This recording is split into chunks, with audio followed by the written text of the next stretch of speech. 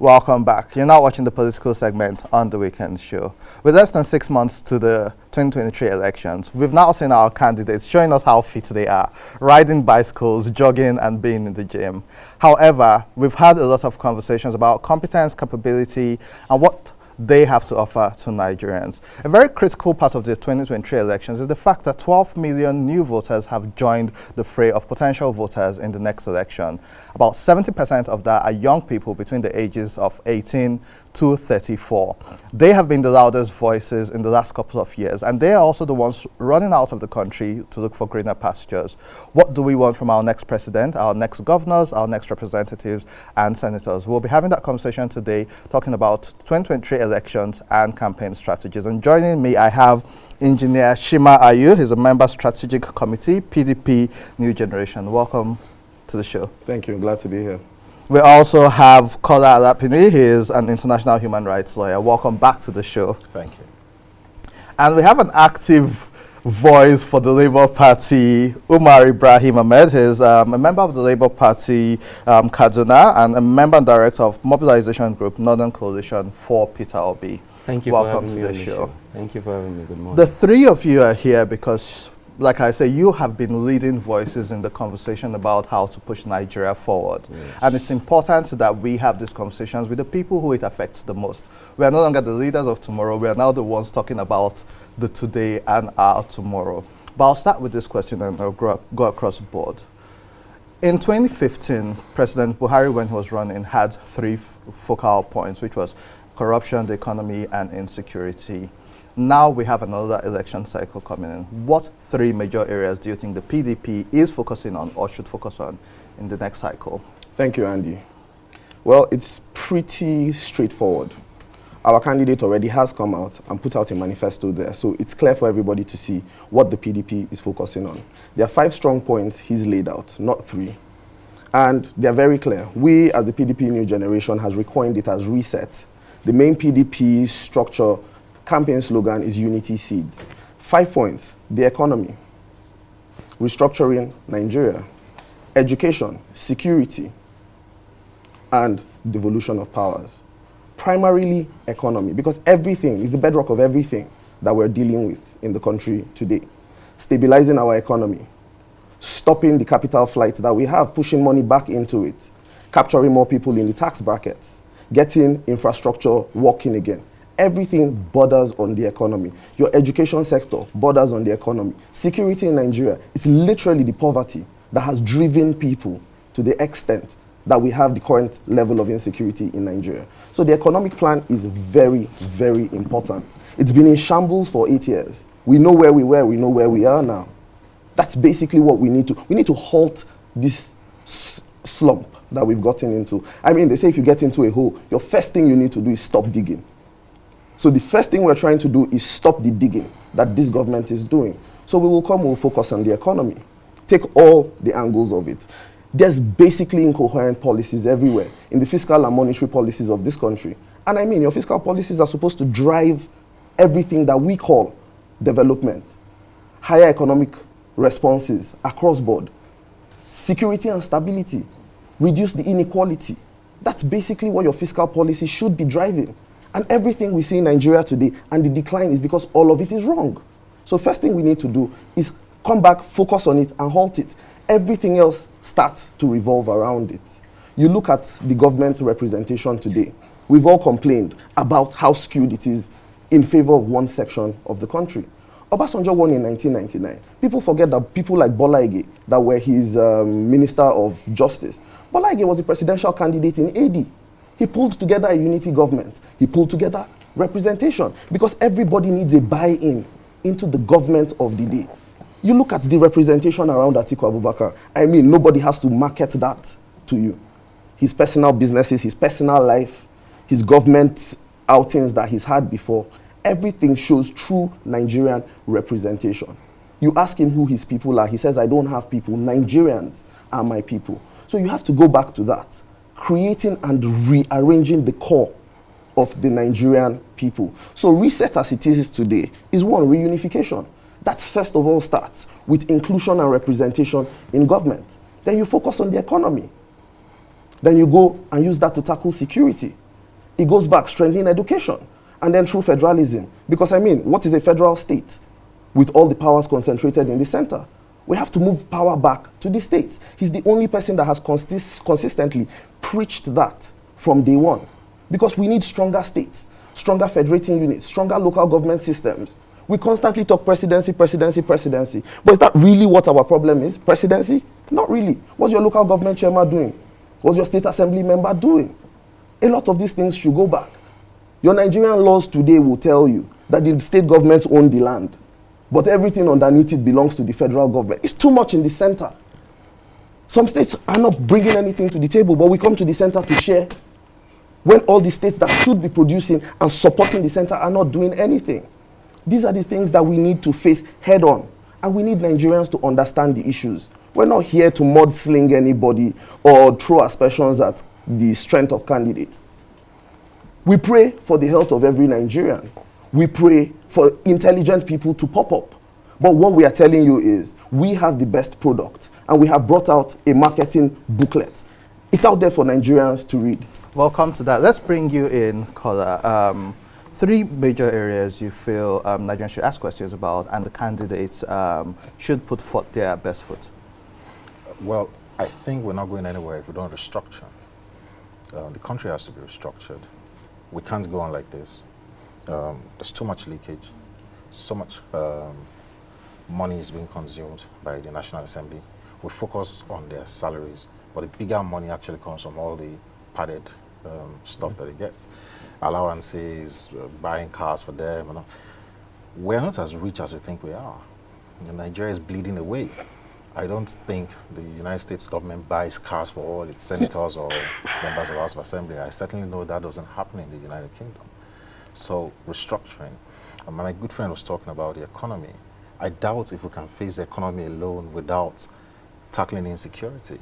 So both of them have to go together. Nobody's going to bring their money into Nigeria if it's not safe, and we've seen it. A lot of companies have pulled out. Go to the streets of Accra. You know, it's swarming with expatriates. Everybody is free, you know, wearing flip-flops and playing around. No expatriate wants to come to Nigeria readily because the news out there is they'll steal you away, they'll kidnap you. So those are the issues, you know, fundamentally.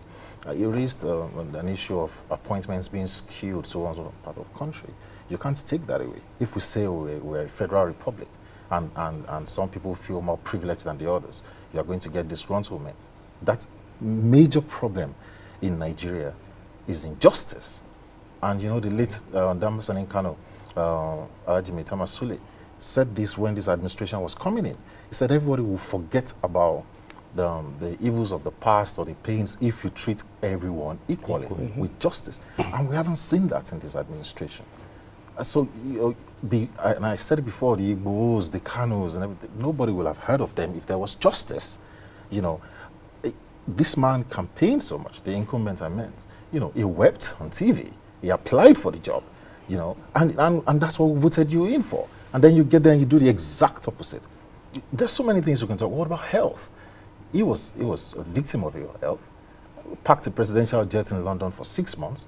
They had to waive the parking fees, part of it for us, because the fees were abominable. And they were looking at us like, this is a poor country. You just, you know, paying landing, you know, parking fees at the hangar.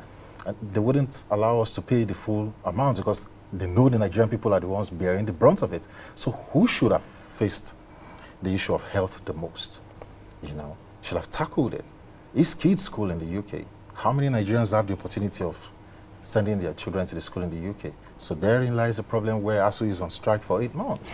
You know, because when we were going to school, we had, you know, children of ministers and this and that in our school. High school, you had commissioners and all. Everybody just is jack buying now, both the poor and the rich. They were the ones who can pass the IELTS and sell their land and everything are running to Canada. The children of the ministers and all are all schooling in the UK, US and all. Nobody's talking about our universities. If we don't make a law, you know, it might sound discriminatory, but if we don't make a law that compels people who are serving in government not to send their children to school abroad, we will always have this issue of ASU come time and time. Thank you. And on the issue of health, if we don't fix our hospitals here, Okay, every time, if we don't make it a law compelling people who serve in government not to be treated abroad, if you have your money, you can go, so far you're not in government. But if you're in government, no escape route for you. Do you notice that that was why a couple of people in government passed away during COVID-19?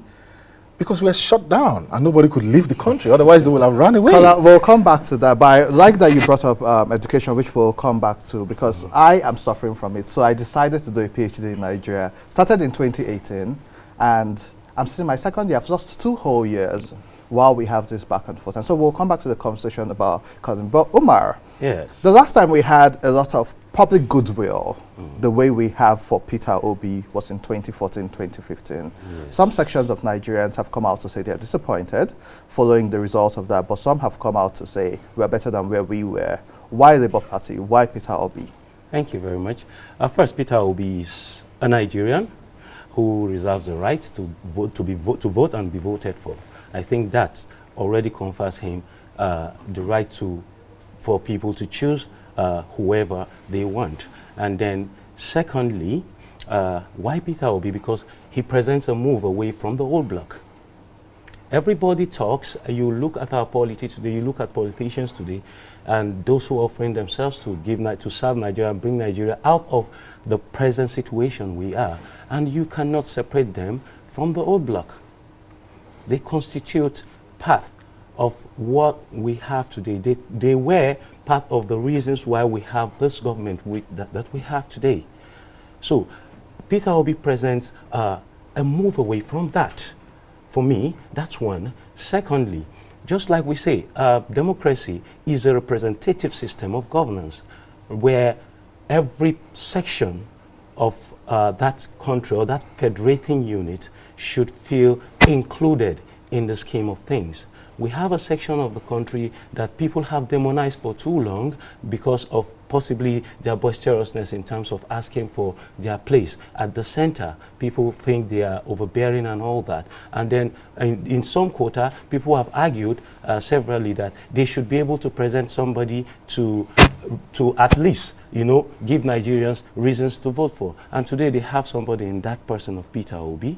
That alone is a reason. And I, as a Nigerian, feel it is time that we test a particular section of the country to see. We've had other people rule from the north, from the southwest, and they are the only persons that in our present democracy, the Fourth Republic, have not been represented at all. So for me, as a Nigerian, I feel that inclusiveness should matter, and that is why I chose Peter Obi. You ask why, and I'll tell you again.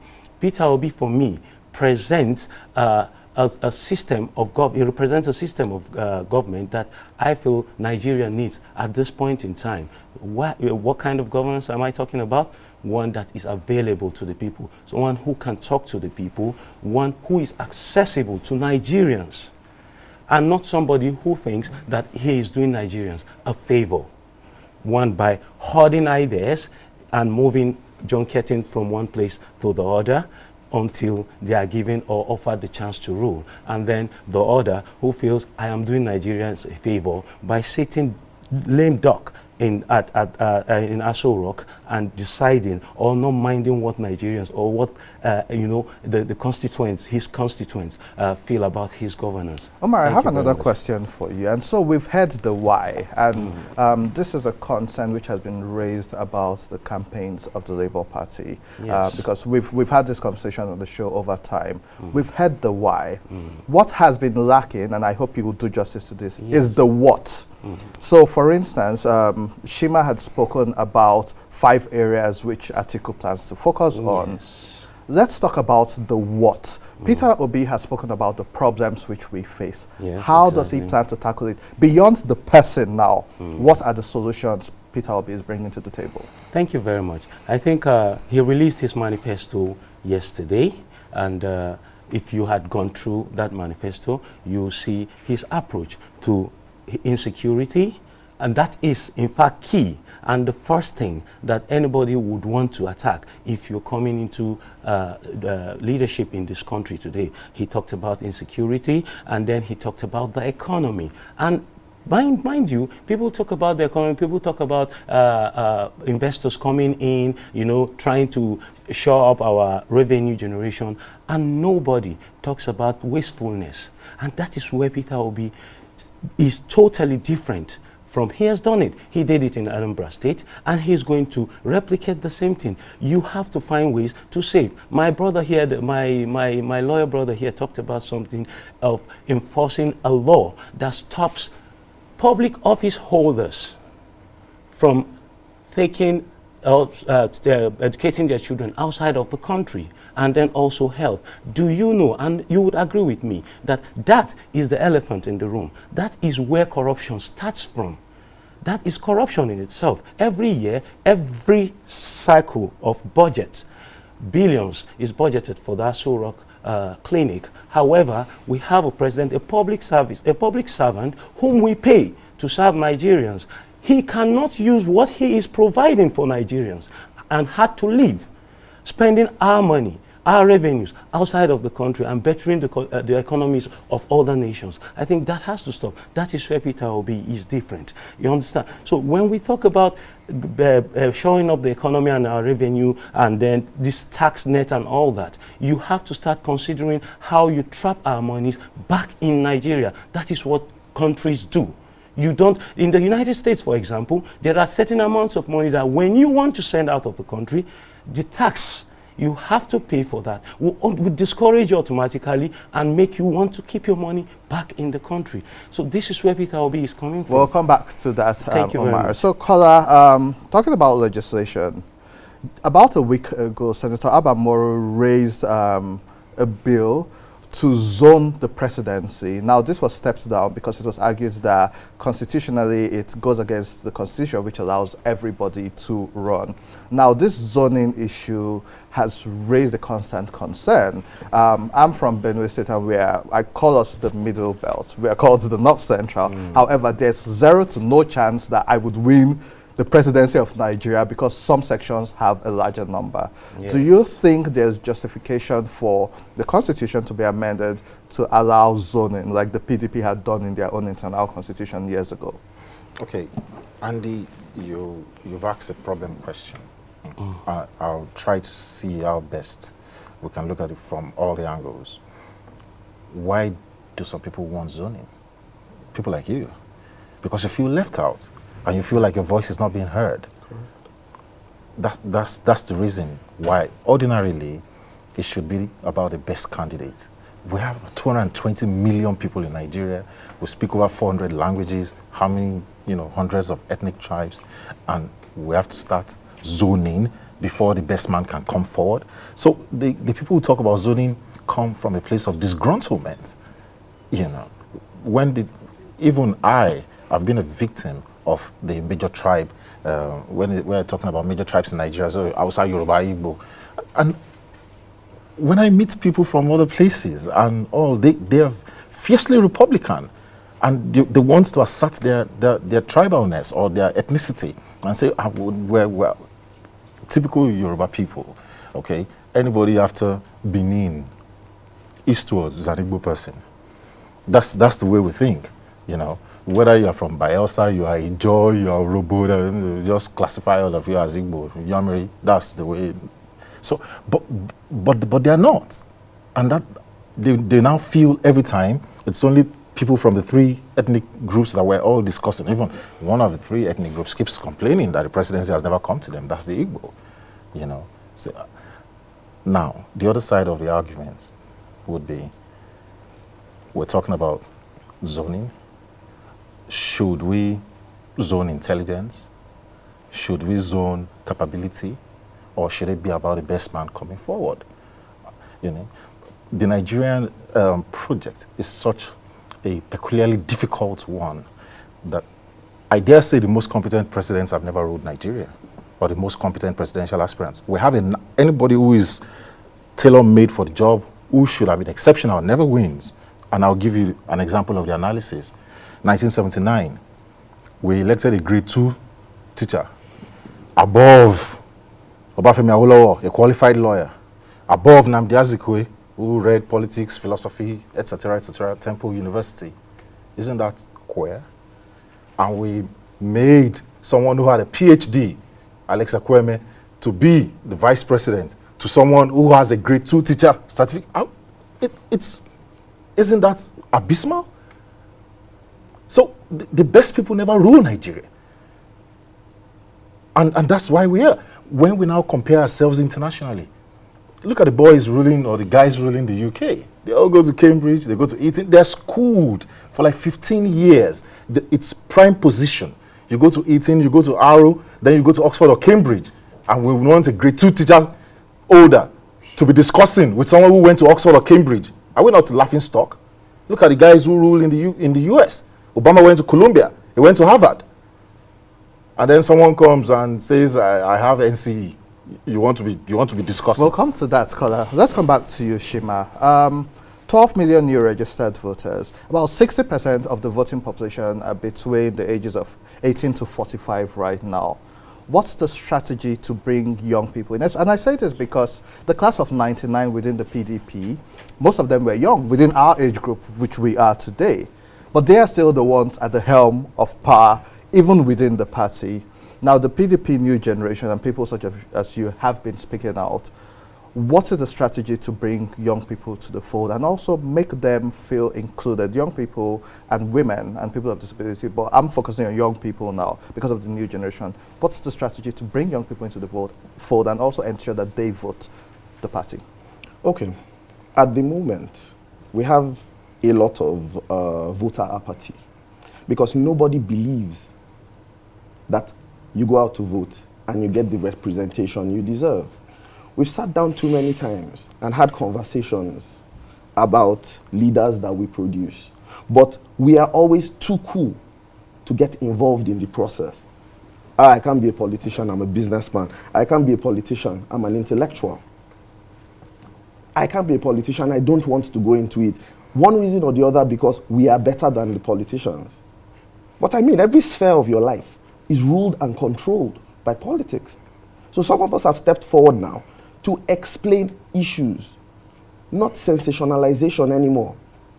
Atiku has come out to tell people, I will be a transitional government to you people. Why? Nobody else believes in the potential of the youth. Every other person, it's their turn. It's the turn of the Southeast. It's really not the turn of anybody. It's actually the turn of the youth in this country to actually get involved in the process. The PDP government of 99 did a few things that you can point to. They actually blooded in most of the current leaders in the country. Atiku's personal businesses across board are controlled by young people in this age bracket. His programs are targeted at these young people. Now, the government cannot do everything for you. The government cannot create the jobs you need. The government cannot generate the money that we need. So we have to sit outside the ideas that these people have been recycling and get closer to the system. That's why the PDP new generation was born. Okay, these people think they have a structure. We know them, we understand what they are doing. But no, it cannot continue to go on like this because these are the shortcomings. And they are listening to us. So we are telling people, come and join us. Because what we know, Atiku has promised 40% representation in his government to the youth. Outside of that, UN convention, 30% of that government to women. And he's explained it, 40% for the youth, 30% for women. Inside that 30% doesn't mean that they are not all going to be youth too. So this is actually dedicating close to 60 to 70% of his government to us. Come aboard, join and find and proffer solutions to these problems that we are grappling with. I never thought I'll be sitting down and explaining politics to anybody. I've been in my own private sector development for 12 years, comfortably, doing decently in Nigeria, in as much as I've had to be my own government, providing power, providing security, providing infrastructure to get my businesses moving. I've had to be my own government. But right now, every day I wake up, the chances of this business continuing tomorrow dwindles. The chances of me continuing to run the enterprises that I'm running dwindles. If I don't come to the fore and proffer solutions that I believe can work to a person that believes and listens to what we have to say. I mean, if you have people with access to power that are coming and calling out young people. Come and join us. I'm not telling you to come and vote for PDP because it will benefit your pockets. I'm not telling you to come out and vote for PDP because we must have Atiku in power. I'm telling you to come and join the PDP family. They say we don't have an ideology. I'll argue that we are right of center. Come and join us. Come, let us explain problems. They are willing to listen. Don't sit on the sidelines and shout, this person says, this person says, this person says. This person says he'll fight corruption. In the fighting corruption, the cost of fighting corruption today, you think that the government can actually afford it? You said one accountant general alone stole 80 billion naira in one fell swoop. EFCC's budget to chase that guy is 2 billion for the whole goddamn year. What do you want us to do if we don't get involved in this process? Omar, you spoke about reducing the size and cost of government, which I've heard Peter Obi speak about a lot. However, this is not my opinion. Yes. What the APC and the PDP have been saying is structure, structure, structure. Yes. Now, you people, your party have said the people are the structure. Yes. But when it comes to this legislation and the legislature, you need representation there. Exactly. Currently, the PDP and APC has quite a huge number in the National Assembly. We have a couple of people decamping to the Labour Party. However, to get most of what the president needs done, you need good representation in the National Assembly. I'm yet to know the strategy of the Labour Party for the state. I'm proud of you working in Kaduna, and kudos to you as a young person and as a northerner. But for the rest of the country and the National Assembly, what's the strategy? Thank you very much. And good enough that we're working with parties that don't have ideologies, they just jump ship. So you agree with me that with a government at the center, with the executive being in our hands, it will be that easy for them to jump ship. It's normal, it's common for those parties, the two parties in power, the two parties you just mentioned. It's their goal to do things. They jump and just go with the train. Only this time that we'll be selecting, if they choose to want to jump ship to us, if we eventually win, we'll be doing some sieving and making sure that we are taking people in who are going to be working with the core value of Labour Party. However, that's on one side. When people talk about structure every time, they harp around how difficult it will be for the executive to work with a Senate and House of Representatives that is choked with the opposition. But that is not true. It's quite easy. All you need is a leader that is competent enough and will be able to sell his idea, because at the end, those in this legislative arm are for Nigerians. They want Nigeria to work. So when you have policies that resonate with their idea, with the core value of Nigeria that everybody wants to see in the future, trust me, they will toe the line with you as the head. That is one. Then we forget the power of lobbying. You deploy that. We've seen, even though Obasanjo introduced the money back kind of lobbying in Nigeria, but here we're going to be approaching that with a different style altogether, where we sell our ideology, we change the value system of Nigeria and sell it to the same people who you think will be a clog in our wheel to most of the things we intend to achieve come 2023. Right. Thank you. So you started the conversation about education, which I'm very passionate about, because for 8 months, Nigerian students have been at home, and that's about 1.5 million. Ironically, crime rate has increased. Now, I did my undergrad in Nigeria, and I realized most times when there's ASU strike, you find out that there are more unemployed people, there are more idle people, and crime rate increases. So, two-pronged. Number one, what do you think should be done about the current ASU crisis? And secondly, the National Assembly just also approved for more borrowing this week. So our debt profile and education, what do you think? Okay, first, it's not very difficult to rule Nigeria. It's not. First thing you need to rule Nigeria is to be just to everyone. Treat everybody equally and fairly, and you're going to get a lot of results. Every other thing is, by the way. Why are universities always on strike? And why is the NDA never on strike? The same Nigerian government, the same treatment that's been given to the NDA, the Nigerian Defense Academy, should be given to Nigerian universities. The military killed our universities. They did it on purpose, and they sorted out themselves. I served in the Nigerian Army as an instructor in Makurdi for a year. Okay? From the day you turn up at the NDA or the depot, everything is free. You go to school for free. You eat, your meals are free. Your uniforms are free. You are kitted for free till you pass out. And I was telling someone a few days ago, I said, probably the only thing you spend your money on when you're in the army is the drinks you buy at the mess. And this is even subsidized. Because we paid best dues, and then whatever drinks coming from whichever company, you get it at control price. So if the Nigerian government can take care of the Nigerian Defense Academy, and they've never striked for one day in its history, we can do the same with the universities. We're not just being treated fairly and equally.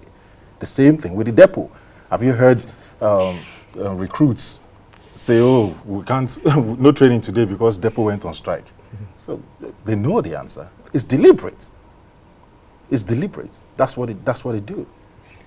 Let's talk about rising debt profile and continuous borrowing. Nigeria has no reason borrowing. And 2 weeks ago, I think, I was at the UN Plaza in New York. This was a week before the hunger. A room around the UN Plaza, the Millennium Hilton and all, most of the hotels there were starting $800. So they couldn't find a room for me there. I had to go as far as Times Square. And the room was $600.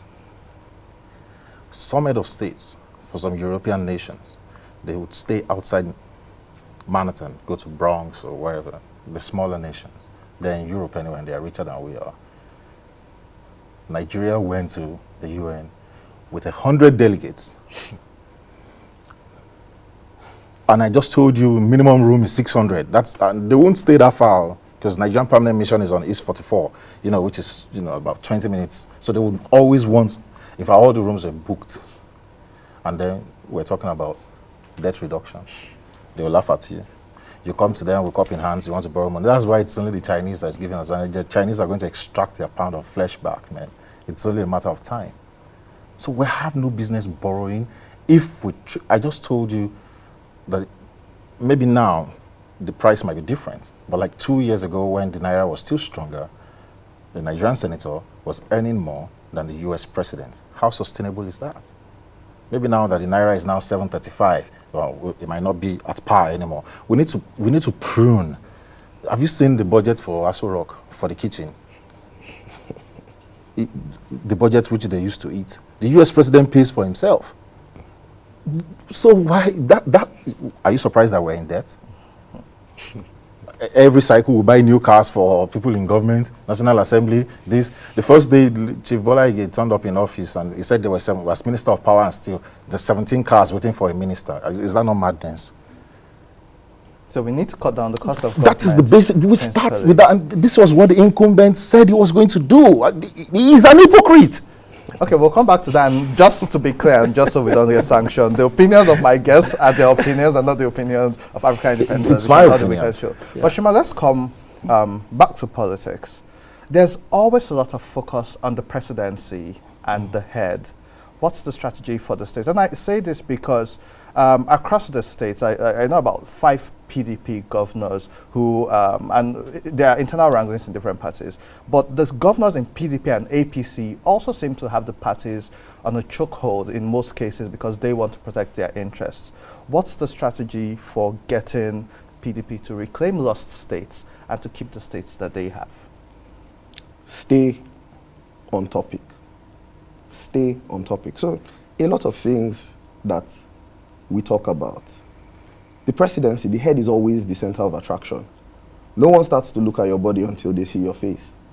So the head is always center of attraction. But I'm sorry, your toenail starts to hurt. You wake up tomorrow with a headache. It affects your head. So it's a full body approach that we have to take. Yes, all the focus is on the presidency, but all the policies go back to how it strengthens the states. So you basically have to explain the same thing you're explaining up here, all the way down to the guy in your polling unit, in a language he can understand. You talk fiscal policies, a guy in EPRV in my village in Nkovu has no clue what you're talking about. But when you talk restructuring to him and tell him your local government chairman now gets money, and you don't have to wait for your governor to come and tar these inner roads that lead to your houses, to provide water for you, he now starts to understand what you're trying to do. So your states now get interested in this program you're trying to sell. Look at the insecurity in the Northwest. A lot of it started from mining. Everybody is mining illegally because every license to mine in Nigeria must be given to you by the federal government. Meanwhile, all these mineral resources are domiciled in these states. So when we say we need to send power back to these states, how can a state as rich as Niger, Zamfara, and Co., a state as rich as Benue, with all the mineral resources, agricultural resources you have, half of them you cannot access, develop, generate revenue with it, and develop your state if the center doesn't agree? That is the problem with the over-centralization of power that we are dealing with now. So when he comes and he tells you, I want to devolve these powers back to the states, I need to create a weaker center. If all the states in Nigeria with all their potentials were given a chance at federating for themselves, legislating for themselves, securing their environment, then contributing to the center, the discussion we'll be having today would be very different. A man in Rivers will not be so interested in being president of Nigeria when he knows that as governor of Rivers State, as House of Assembly member in Rivers State, his ability to impact his people is probably more than coming to Abuja to sit down and discuss and be away from his people. So it's one of the core centers of what the PDP has been preaching. Let's get this power in the center back to the states. And I want to thank my brother here. He actually said that if Peter Obi wins, the legislators that PDP will produce are well-meaning Nigerians. So I mean, he's come to market us to and tell Nigerians that we are a good party and we are well. How crooked PDP can be. He just misquoted me. And we That's are how we'll come back to you, can be. Omar. and we are well-meaning people. So if you give us a chance to actually sell our programs and implement them. Now the thing is, you look at our manifesto, we are not telling you generally we want to improve education. We're not telling you generally this is economy needs to be stronger. No, we're telling you things that can be done to boost the economy. Okay, I need to bring Umar in because of Yes. time. So Umar, I know you have feedback and we have just 2 minutes. Yes. But your candidate has spoken a lot about borrowing and he has also moved from saying we borrow for consumption to now he has now said we will borrow but we'll borrow for production. Talk about our rising debt profile Yes. and your response to what they Yes. have said. 2 minutes. Thank you very much. Let me first of all respond to that. That's He was snake. joking. Yeah, you know them. You know how PDP behaves. They are the party itself. But our rising debt profile. I think Peter Obi is the only candidate right now that reserves the right to actually condemn whatever is going on in this country. If we are being honest with ourselves, we have a party whose candidates have been in power for 8 years as vice president, have been instrumental to bringing in the current leadership of the country. So I think it's Peter Obi alone that reserves that right to say, I will do something different. The how. The how, thank you very much. The how is first of all pruning the system of wastefulness that we inherited from PDP and the APC that we hope will leave come 2023. After we've done that, we'll look at our books very well, look at our revenue base and how we can shore up the revenue we generate from the country. Of course, increasing the tax net and all that. And if that is not readily available to meet with the infrastructural deficit of the country, then we'll be talking about borrowing. We are not just going in immediately to start borrowing. No.